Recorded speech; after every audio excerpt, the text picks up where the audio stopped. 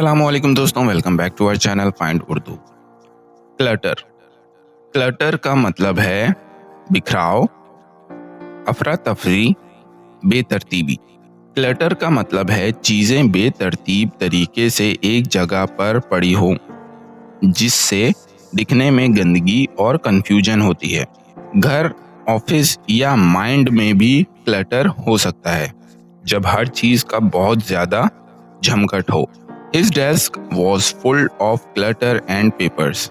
उसकी डेस्क पूरी तरह से कागजों और बिखराव से भरी हुई थी। तो दोस्तों, क्लटर का मतलब है बेतरतीबी और चीज़ों का फजूल जमा होना, जो कंफ्यूजन और गंदगी का सबब बनता है। उम्मीद है अब आपको क्लटर का मतलब समझ में आ गया होगा। मिलते हैं नेक्स्ट वीडियो में। शुक्रिया।